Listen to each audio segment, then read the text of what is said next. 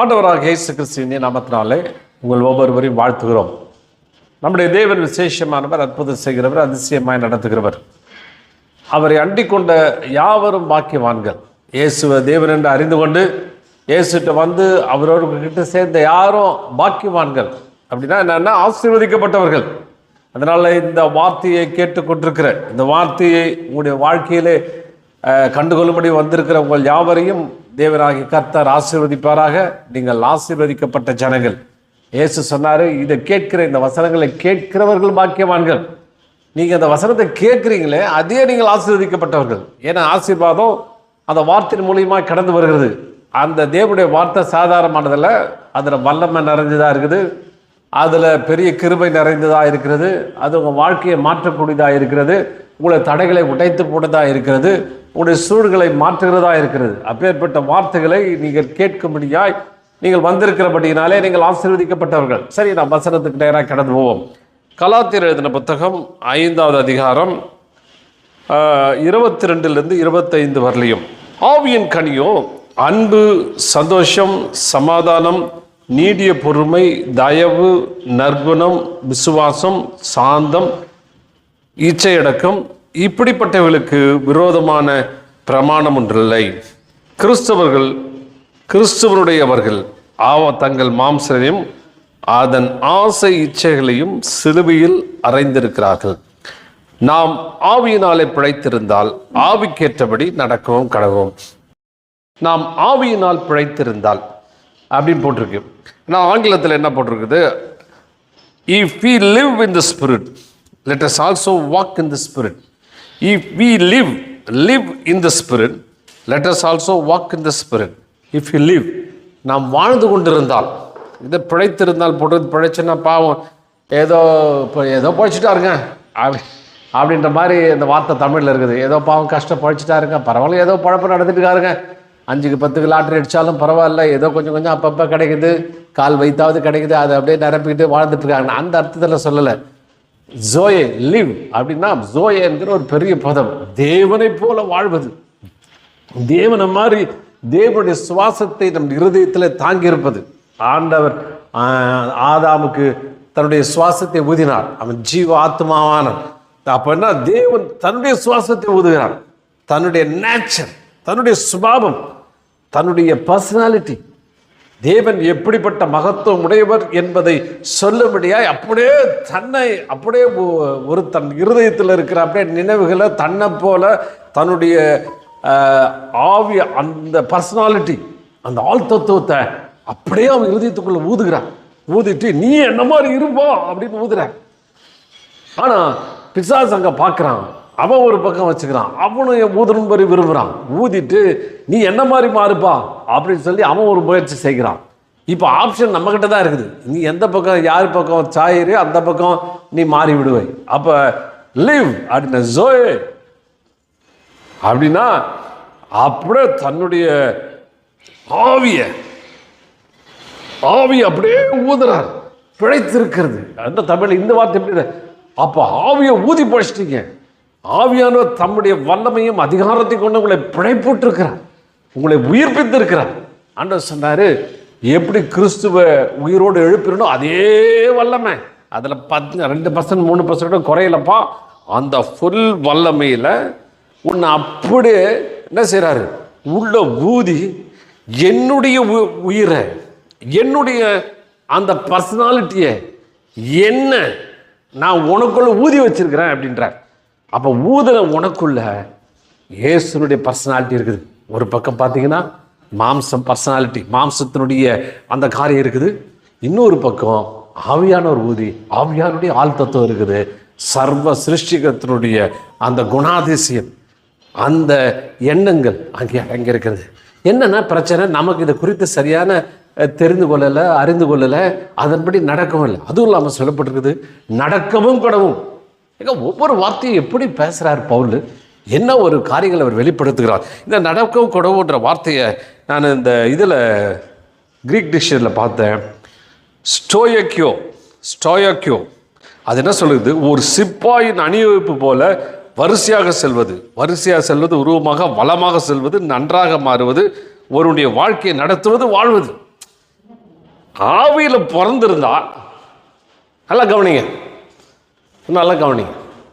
என்ன சொல்ல வராரு பவுல், ஆவியில் நீ பிறந்திருந்தா, ஆவியானோர் உனக்குள்ள ஊதி இருந்தா, ஆவியானோருடைய ஆள் தத்துவத்தை நீ கொண்டிருந்தா, ஆவியானோருடைய அந்த பலத்தை நீ பெற்றிருந்தா, நீ எப்படி நடப்ப?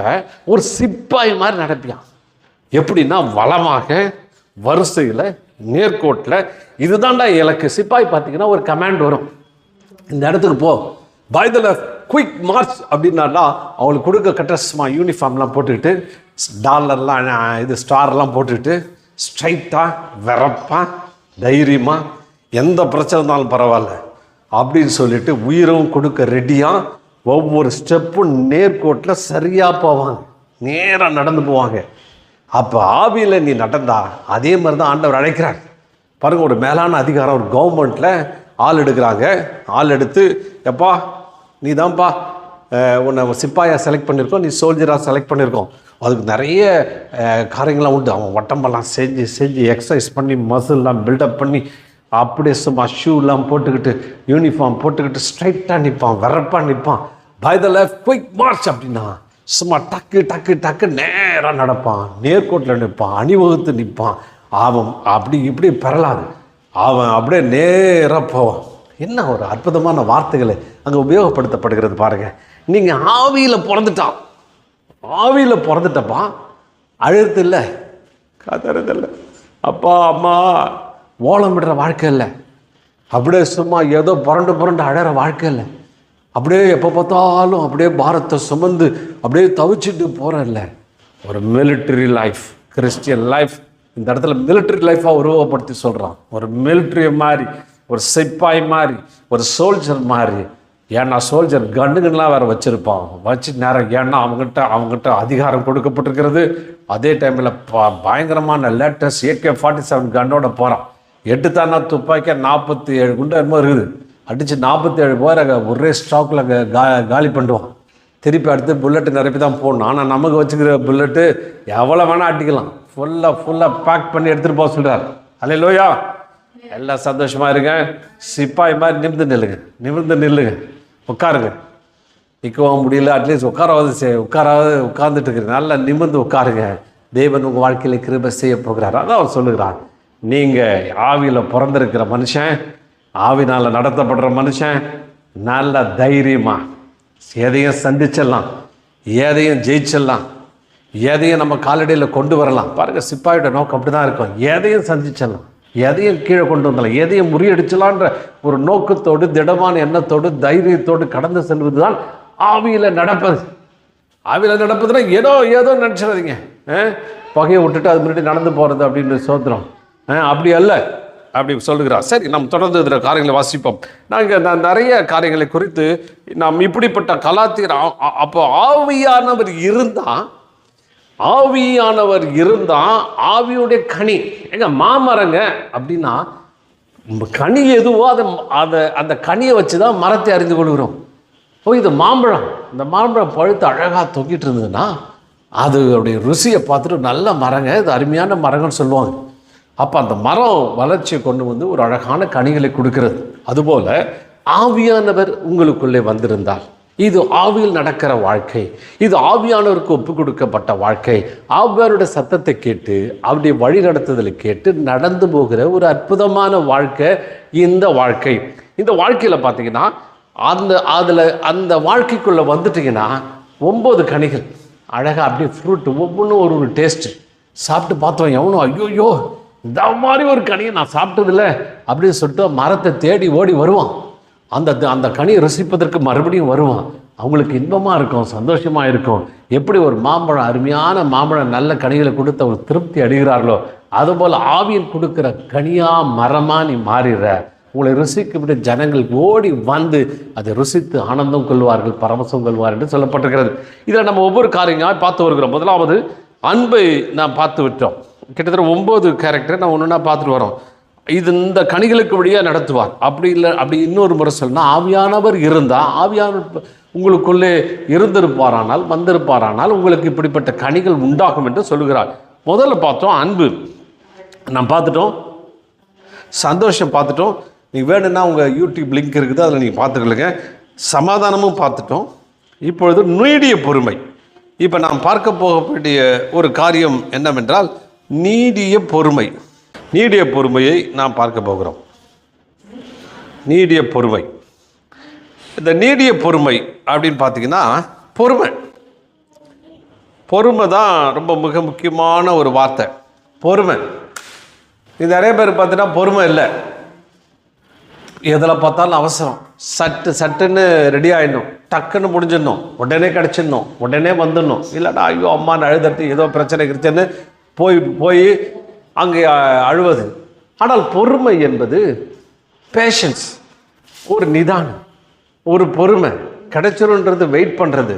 அந்த பொறுமைக்குள்ளே தேவன் நடத்துகிறார். குடும்பங்கள்லாம் பார்த்தீங்கன்னா பொறுமை கிடையாது. இவர் ஒன்று பேசுனா அவர் ஒன்று பேசுது, அவரோட ஒரே ஒரு வார்த்தைங்க குடும்ப உறவே ஒன்றும் இல்லாமல் போயிடுது. இவங்க பேச அவங்க பேச தட்டிச்ச வார்த்தைகளை பேச யார்ட்டையும் பொறுமையை பெற்றுக்கொள்ளணும், பொறுமையாக இருக்கணுன்ற எந்த இதுவும் காரியம் இல்லை.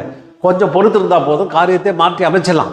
பொறுமை இல்லாமல் அவங்க பிரச்சனைக்குள்ளே போகிறது தான் பெரிய சூழ்நிலை, ரொம்ப கஷ்டமான விஷயமா இருக்குது. இன்றைக்கி அவசர உலகத்தில் பொறுமையே யாரும் கிடையாது.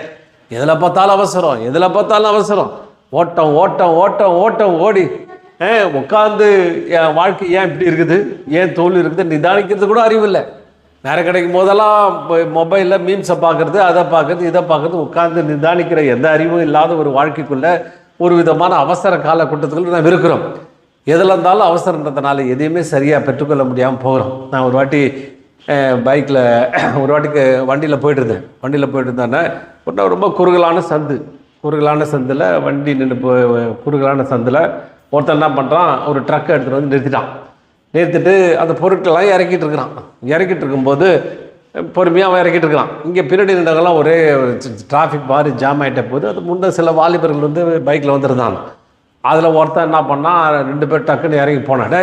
வண்டி எடுனா எங்கே போட்டு எடுத்துக்கான். அவன் சொன்னார், ஒரு 2 நிமிஷம் வெயிட் பண்ணுவா, நான் இறக்கிறேன், வண்டி எடுத்துறான். அதுக்குள்ளே நீ எடுக்கலைன்னா என்ன பாருன்னு சொன்னான். பாடுறான்னு வாடா போடான்னு சொன்ன உடனே அவன் என்னடா நான் மரியாதை சொன்னேன். அவனை அடிக்க 2 பேரும் அடிக்க ஆரம்பிச்சான். அவன் சொன்னான், அவன் உடனே ஃபோன் அடிச்சு, டேய் நம்ம என்ன அடிச்சிட்டான்டா அப்படின்னோடனே அவன் ஒரு 5 பேரை கூப்பிட்டு வந்துட்டான். இவன் டிரைவர் என்ன பண்ணான், அவன் ஒரு 8 பேரை கொடுத்துறான்.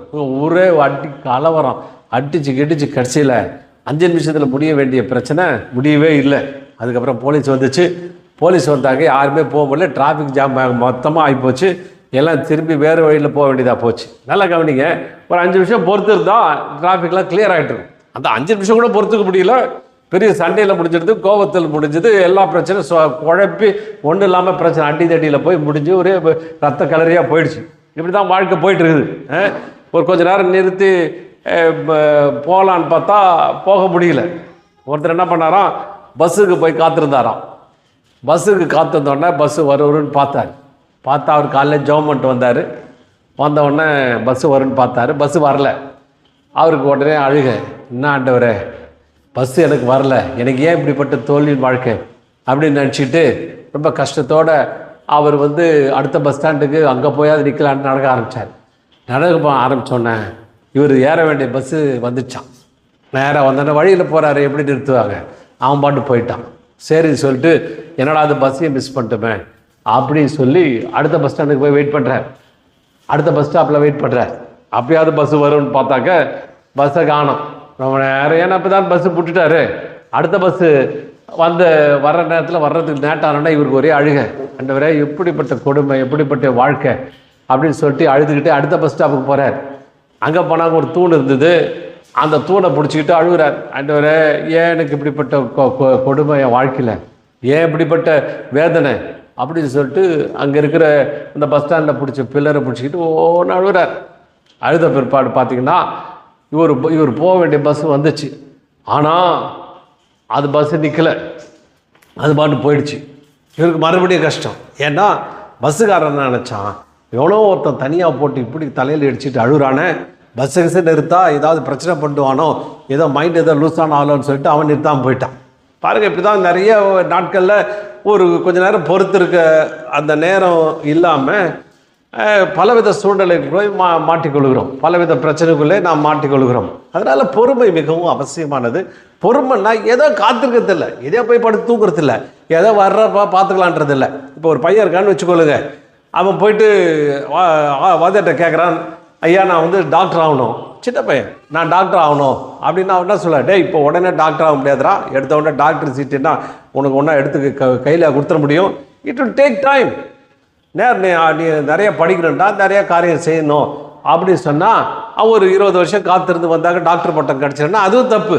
அப்போ பொறுமைன்றது என்ன அர்த்தத்தில் இங்கே வேதாந்தத்தில் சொல்லப்பட்டிருக்குது, நீ உன்னை தயார்படுத்திக் கொள்வது, உன்னை அதுக்காக எக்யூப் பண்ணிக்கொள்வது, உன்னை ஆயத்தப்படுத்திக் கொள்வது. அவன் என்ன செய்யணும், படிக்கணும் படிக்கணும் படிக்கணும் படிக்கணும் படிக்கணும், +2 நல்ல மார்க் எடுக்கணும், நல்ல மார்க் எடுத்து நீட்டில் பாஸ் பண்ணணும், அப்புறம் ஜாயின் பண்ணணும், அங்கே போய் படிக்கணும், படிச்சுக்கிட்டே இருக்கணும், படித்து படித்து படித்து சின்ன சின்ன எக்ஸாமு பெரிய எக்ஸாமு எல்லா எக்ஸாம்லேயும் நல்ல முறையில் பாஸ் செய்து நல்ல இடத்துல வரும்பொழுது அப்போ அதுக்குரிய அந்த பொறுமை குணம், பொறுமையாய் கற்றுக்கொள்வது, பொறுமையாய் தெரிந்து கொள்வது, பொறுமையாய் அவைகளை படித்துக் கொள்வது, அதுதான் இந்த பொறுமைன்ற வார்த்தை சொல்லப்படுறது.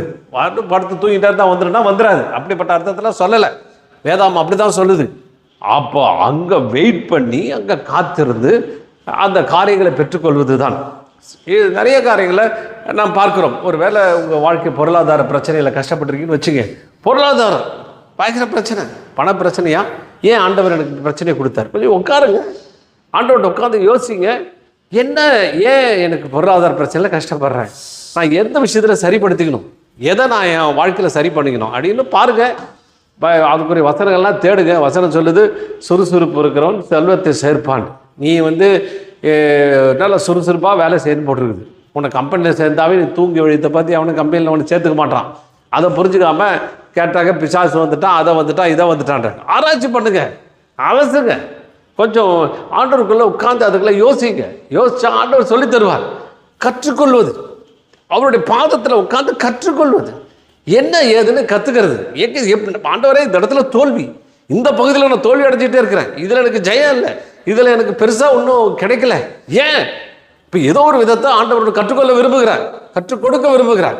நீ கற்றுக்கொள்ளுன்ற மனப்பான்மை இல்லை, அதுக்குள்ளே அவசரம், அதுக்குள்ளே குழப்பம், அதுக்குள்ளே கண்ணீர், அதுக்குள்ளே அழுக, எல்லாத்தையும் போகிறது, இவர் ஜெபம் பண்ணுறது, அவர் ஜெபம் பண்ணுறது, அப்புறம் பார்த்து யாருமே சரியான ஆள் இல்லைங்க, ஜெபிக்கிறதுல ஒன்றும் எனக்கு ஒரு பெரிய விடுதலை இல்லைங்க அப்படின்னு நீ சுறுசுறுப்பாக வேலை செய்யறது நீ கற்றுக்கவே மாட்டேன்.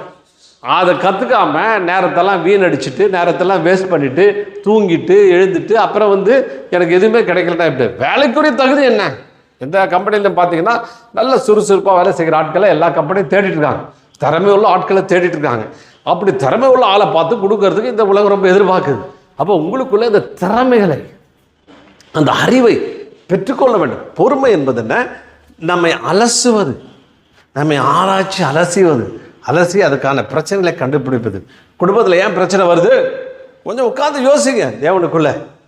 நான் ஒரு வசனம் வாசிக்கிறேன், அதன் மூலியமாக நாம் போகிறோம். வாசிங்கள். ஏசாயா புத்தகம் 40:21-31. சோர்ந்து போகிறவனுக்கு அவர் பலன் கொடுத்து சத்துவம் இல்லாதவனுக்கு சத்துவத்தை பெருக பண்ணுகிறார். இளைஞர்கள் இளைப்படைந்து சோர்ந்து போவார்கள், வாலிபரும் இடறி விழுவார்கள். கர்த்தருக்கு காத்திருக்கிறவர்களோ புது பலன் அடைந்து கழுகுகளைப் போல செட்டைகள் அடித்து எழுப்புவார்கள். அவர்கள் ஓடினாலும் இளைப்படையார்கள், நடந்தாலும் சோர்ந்து போவார்கள். இதில் இந்த வசனங்களை வாசிக்கும் பொழுது கர்த்தருக்கு காத்திருக்கிறவர்களோ, 31 வசனத்தில் கர்த்தருக்கு காத்திருக்கிறவர்களோ புது பலன் அடைவார்கள். கர்த்தருக்கு காத்திருக்கிறவர்கள், அதனால் அந்த வசனங்களை பாருங்கள். கர்த்தருக்கு காத்திருக்கிறவர்களோ புது பலன் அடைந்து கழுகுகளைப் போல என்ன செய்யணும்? கழுகுகளைப் போல அப்படி இந்த வசனத்தை நான் அண்டர்லைன் பண்ண விரும்புகிறேன். செட்டைகளை அடித்து எழும்புவார்கள். பாருங்கள், இந்த வசனங்கள் வார்த்தைகள் எவ்வளோ அழகான வார்த்தைகளை ஆண்டவர் கொடுத்துரு. எப்பவுமே காத்திருக்கிறத பற்றி போட்டிருக்குது, பொறுமையை பற்றி போட்டிருக்குது. பொறுமைக்கு கம்பேரிசன் கழுகு. அந்த கழுகு மாதிரி இனி இருப்பான்றார். இப்போ கழுகுடைய குணங்களை பார்த்தீங்கன்னா ரொம்ப ஆச்சரியமான குணம். கழுகு வந்து நிறைய ஸ்பெஷல் கேரக்டர்ஸ்லாம் கழுகிட்ட இருக்குது. நிறைய அந்த கழுகு குறித்து நிறையா கேட்டிருப்பீங்க.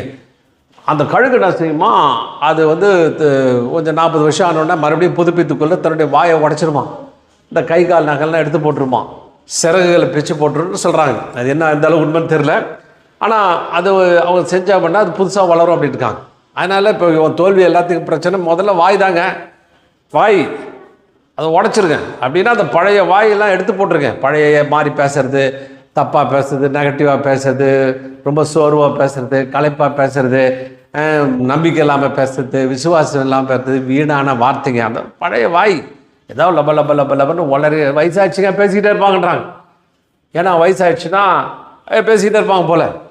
அப்போ வயசாகிடுச்சுன்னா பேசிகிட்டே இருப்பாங்க அப்படின்னா அந்த மாதிரி அதெல்லாம் எடுத்து போடுங்க, அதெல்லாம் உடச்சிடுங்க. ரெண்டாவது நகம்னா பார்த்தீங்கன்னா எதுக்கு அது நகம்? நேராக போய்ட்டு எலியை பிடிச்சி நசுக்கில் அப்படியே உள்ள விரல்லாம் பழிஞ்சிருமா. பாம்பை பிடிச்சிட்டு போகும்போது பாம்பு வழியிலே செத்துருமா. அவ்வளோ ஸ்ட்ராங்காக இருக்குமா நகம். அது கொஞ்சம் கூர்மை இல்லாமல் போயிடும். அதை பிடிக்க போட்டு புதிய கூர்மைகளை உண்டாக்கணும். அதே மாதிரி புதிய திட்டங்கள், ஒரே சேம் பாலிசி, அதே மாதிரி அப்ரோச்சை மாற்றுங்க. புது அப்ரோச், புது ஸ்ட்ராட்டஜி, புது வியூகம், புது காரியங்களை அமைத்துக்கொள்ள வேண்டும் என்று தேவன் எதிர்பார்க்கிறார். இது பண்ணால் கர்த்தருக்கு காத்திருக்கணும். ஆங்கிலத்தில் wait upon the Lord. You are waiting upon the Lord. கர்த்தருக்குள் தனியாக காத்திருக்கிறது இல்லைங்க. கர்த்தருக்குள்ள ஆராய்ச்சி செஞ்சு அலசடிப்பட்டு தேவனுடைய திட்டம் என்ன, தேவன் என்னத்தை சொல்ல விரும்புகிறாரு, அவருடைய புத்திமதி என்ன, அவர் என்னத்தில் எதை கரெக்ட் பண்ண விரும்புகிறாரு அப்படின்னு சொல்லி காத்திருக்கிறது. என்ன கேட்டாக்க வேதத்தை அலசி தேடுவது. ஆண்டவரே, இதனுடைய பிரச்சனைக்கான முடிவு என்ன, இதில் எப்படி இதை நான் விடுதலை பெற வேண்டும், எப்படி இதனுடைய காரியங்களை எனக்கு சொல்லித்தாருங்க, எனக்கு கற்றுத்தாருங்க அப்படின்னு காத்துடுறது. உங்களை எக்யூப் பண்ணுறது, உங்களை அப்படியே உங்களை தேவனுக்குள்ளே பலப்படுத்திக் கொள்வது.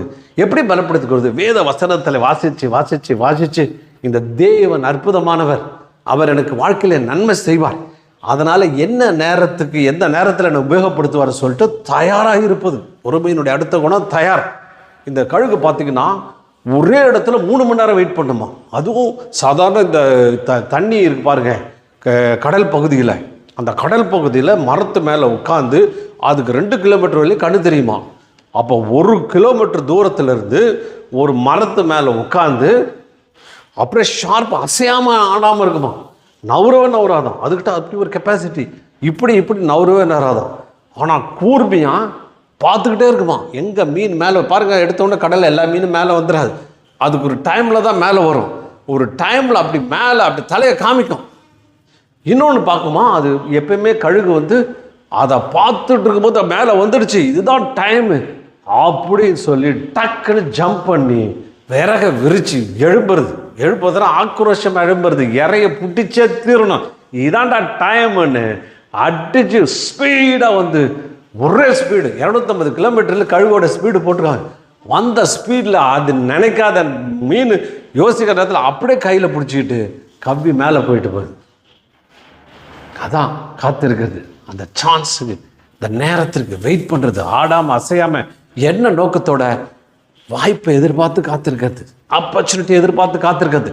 வந்தவொடனே டக்குன்னு அடிச்சுட்டு போகிறது. இதுதாங்க ஆவியில் நடத்துகிற மனுஷன். அவனுக்கு ஒரு இது உண்டு, எனக்கு ஒரு இறை வச்சிருக்கிறார், எனக்கு ஒரு என்னை நிரப்புவதற்கான வழியை வச்சிருக்கிறார், அதுக்கான வாய்ப்பையும் வச்சிருக்கிறார். நான் வெயிட் பண்ணுவேன், காத்திருப்பேன், பார்த்துக்கிட்டே இருப்பேன். அந்த டைமை டக்குன்னு இறங்கி நான் அதை அப்படியே டக் பண்ணி அப்படியே தூக்கிட்டு போயிடுவேன் அப்படின்னு சொல்லி அந்த காத்திருக்கிற அந்த நேரம், அது பெற்றுக்கொள்கிற நேரம் தான் அந்த ஆண்டவர் நமக்கு வைத்திருக்கிற அந்த காரியமாக இருக்கிறது. கழுகு பார்த்திங்கன்னா அது உயரம் பறக்கணும்னா அதுக்கு ரொம்ப ஸ்ட்ரென்த் தேவை, இறக்கையில் ஸ்ட்ரென்த்து தேவை.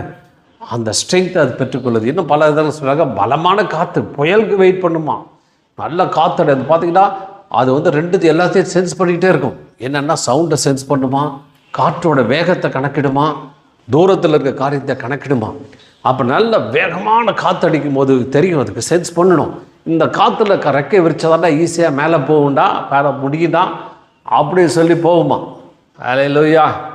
நம்மால் ஒரு பிரச்சனை வந்தால் போதும், எல்லாம் புல் தடிக்கு பயில்வான்கள், இப்படி தடிக்க விட்டா வாழ்க்கையிலேயாக பிரச்சனை, உபத்திரம், கஷ்டம், கவலை, அது இது உட்காந்து புலம்பி தள்ளிடுறது, அழுது தள்ளிடுறது.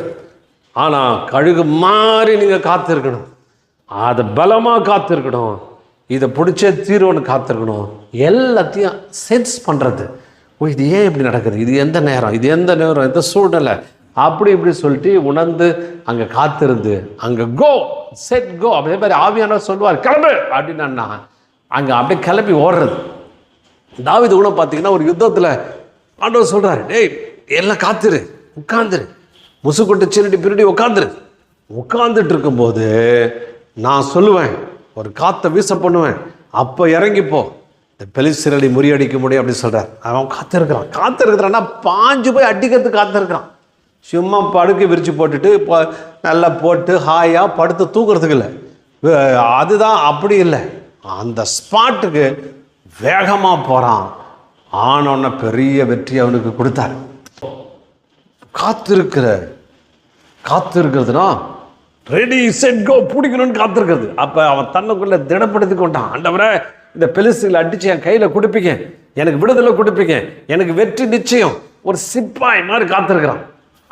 அவர் வார்த்தை சொல்கிறாரு, போப்போ அந்த நேரத்தில் போனோன்னு அட்டி பெரிய ஒரு ஜெயத்தை அவன் பெற்றுக்கொள்கிறான். ஒரு சில வசனங்களை வாசிக்கும்படி விரும்புகிறேன். 2 கொரிந்தியர் புத்தகம் 12:12. அப்போஸ்தலருக்குரிய அடையாளங்களான எல்லாவித பொறுமையோடும் அதிசயங்களோடும் அற்புதங்களோடும் வல்லமைகளோடும் உங்களுக்கு முன்னே நடப்பிக்கப்பட்டது. பாருங்க, ஆண்டவர் சொல்கிறாரு அப்போஸ்தலருடைய அடையாளங்கள். நீ கிறிஸ்துவன் இருந்தால் அவன் அடையாளம் பொறுமைன்னா கர்த்தருக்குள்ள அனல் ஆராய்ச்சி செய்கிறது, அலசுறது, பிரச்சனையை கண்டுபிடிக்கிறது, நமக்குள்ள குறைவு, நம்முடைய குறைவை நம்ம கண்டுபிடிச்சி சரி செய்து கொள்வது, எப்படி நம்மளை அப்படியே கரெக்ட் பண்ணுறதுக்கு இடம் கொடுப்பது, புத்திமதிகளை ஏற்றுக்கொள்கிற ஒரு மனப்பான்மை. அந்த பொறுமைன்றது ரொம்ப ஓப்பனாக இருக்கணும். ஐயோ சரி, இந்த கரெக்ஷன் நமக்குள்ளே வருதா அப்படி. சில பேர் சொல்லுவாங்க, ஆண்டவரே என்கிட்ட பேசுங்கன்னுவாங்க. ஆண்டவர் பேசி தான் இருக்காருக்கு, அந்த பேசுகிற சத்தம் கேட்கல. சின்ன பசங்க கூட மூலம் பேசுவார், மற்ற ஆட்களோடு கூட பேசுவார், எல்லார் கூடவும் பேசுவார். அதனால் உங்கள் காது திறந்திருக்கணும், எப்படி வேணால் பேசுவார். அவர் அந்த வார்த்தை அதுதானா என்று கண்டுபிடித்துக்கிற அந்த காத்திருப்பது, ஈகராக காதுகளை திறந்து அவரோட சத்தத்தை கேட்கும்படி காத்திருப்பது. யோபின் பொறுமையை குறித்து பார்க்குறோம். யோபு பார்த்திங்கன்னா அவனுக்கு அவ்வளோ பிரச்சனை, ஒரு பிரச்சனை 2 பிரச்சனை இல்லை. பிள்ளைங்க போயிடுச்சு, அந்த கடன் பிரச்சனை, இது பொருளாதார பிரச்சனை, மற்றும் இவனுடைய நண்பர்களாம் ரொம்ப கேவலமாக பேசுகிறானுங்க. மனைவி அவனை குறித்து தவறாக பேசிட்டா. இது மத்தியில் அவன் சொல்கிறான், ஆண்டவரே நான் காத்திருப்பேன், முடிவில் பொண்ணாக விளங்குவேன், இந்த சோதனையெல்லாம் என்னை பொண்ணாக மாற்றுறது. கிறிஸ்துவனுக்கு வர்ற பிரச்சனைங்க என்னன்னா, உனக்குள்ளே இருக்கிற கோல்டு இருக்குதுங்க, பொண்ணை காட்ட விளையேற பெற்ற விசுவாசம் இருக்குது. அந்த விசுவாசத்தை உறுதிப்படுத்துறதுக்கு, விசுவாசத்தை சரி பண்ணுறதுக்கு ஆண்டவர் இந்த பிரச்சனையெல்லாம் அனுமதிக்கிறார். அதனால் அவைகளெல்லாம் ஜெயிக்கும்படி தேவன் விரும்புகிறார். அதனால் காத்திருப்பதனால் கர்த்தரின் மேல் காத்திருப்பது, சும்மா காத்திருக்கிறது இல்லை, கர்த்தருக்குள், கர்த்தருடைய சத்தத்துக்குள், கர்த்தருடைய வார்த்தைக்குள், கர்த்தர் சொல்லுகிற புத்திமதிகளை கேட்டு அவரோடு கூட இணைந்து கொண்டு அவரோடு பிணைக்கப்பட்டு பைண்டிங். கர்த்தர் வெயிட் அப்பான் த லார்ட் அப்படின்னா பைண்டிங் டுகெதர். அப்பான்ற வார்த்தை பார்த்தீங்கன்னா அவரையும் நெருக்கி இணைச்சிக்கிறது. அப்போ இணைச்சிக்கிட்டு காத்திருக்கணுமா. அப்படி காத்திருந்தா தேவ வல்லமை வெளிப்படும், உன்னை தேவன் எடுத்து ஒரு நாளும் கைவிட மாட்டார். இந்த பாருங்க, அப்போஸ்தலருக்குரிய அடையாளங்கள் அவனை எல்லாவித பொறுமை, எல்லாத்தையும் பொறுமை. 2 எபிரேயர் 6:11 நீங்கள் அசதியாயிராமல் வாக்குத்தத்தமான ஆசீர்வாதங்களை விசுவாசத்தினாலும் நீடிய பொறுமையினாலும் சுதந்திரத்துக் கொள்ளுகளை பின்பற்றுகளுமாயிருந்து. நீங்கள் அசதியாக இருக்காதீங்க. பொறுமைன்னா அசதியாக அப்படியே உட்காந்துருக்கிறது இல்லை, கொட்டாய் விட்டுக்கிட்டு. வாக்குத்தத்தமான ஆசீர்வாதங்களை சுதந்திரித்துக் கொள்ளுங்கள். வாக்குத்தத்தம் வச்சிருக்காருப்பா, உனக்கு பெரிய பெரிய வாக்குத்தத்தங்களை வாக்குறுதி கொடுத்துருக்கிறார். உனக்கு அதை செய்வேன் இதை செய்வேன்னு சொல்லியிருக்கிறார். அந்த வாக்கு தத்தங்களை உன்னிடத்தில் பெற்றுக்கொள்ளணும்னா உனக்குள்ள ஒரு பொறுமை தேவை, நீடிய பொறுமை தேவை, லாங் சஃபரிங் தேவை. அப்படியே காத்திருந்து வெயிட் பண்ணி அதில் பெற்றுக்கொள்ள நம்மளை தயார்படுத்திக் கொள்வது, நம்மளை ஆயத்தப்படுத்திக் கொள்கிற அந்த காரியத்துக்குள்ளே இருப்பீர்களானால் எல்லாவித அடையாளத்தோடும் எல்லாவித அற்புதத்தோடும் நடப்பிச்சு அவர் உங்களை சரிப்படுத்துகிறார். அப்போ பொறுமை மிகவும் அவசியம். பொறுமையோடு கூட நாம் வாக்கு தத்தங்களை சுதந்திரிக்கிற போகிறதுனால தேவன் உங்கள் வாழ்க்கையை அற்புதமாய் ஆசீர்வாதமாய் நடத்தி உங்களை மகிழ பண்ணுவாராக. உங்கள் பிரச்சனை மத்தியில் பொறுத்துருங்கன்னா தேவனுக்குள்ளே காத்துருங்க. தேவனுடைய வார்த்தையை ஆராய்ச்சி செய்து கொண்டுருங்க. உங்கள் பிரச்சனையும் வேத வசனத்தில் எங்கே குறிப்பிட்டிருக்கின்ற வாக்கு தத்தங்களை குறித்து நல்லா யோசிங்க, தியானிங்க. உங்களை அதுக்குள்ளேருந்து வல்லமை புறப்பட்டு வரும். அதிலிருந்து உங்களுக்கு ஸ்ட்ரென்த்து கிடைக்கும். உங்களுக்கு அங்கிருந்து அவருடைய வல்லமை, அவருடைய சத்துவம் உங்களுக்குள்ளே தரப்படும். அதை அப்படியே பெற்றுக்கொண்டு காத்துருங்க. நீங்கள் வாக்கு தத்தங்களை, அநேக வாக்கு தத்தங்களை தேவன் உங்களுக்காக வைத்திருக்கிறார். நீங்கள் பெற்றுக்கொள்ளவே போகிறீங்க. நீங்கள் ஆசீர்வதிக்கப்படவே போகிறீர்கள். நீங்கள் ஆசீர்வதிப்பட்டே ஆக வேண்டும் என்று தேவன் நமக்கு அவர் வலியுறுத்தியிருக்கிறார். பயப்படாதீங்க, கலங்காதீங்க, தேவனுக்குள்ளே காத்திருங்க. தேவன் உங்களை ஆசீர்வதிப்பார். பொறுமை உங்களுக்குள்ளே கிரியை செய்யட்டும். ஆசீர்வதிக்கப்பட்டோம். ஆமென்.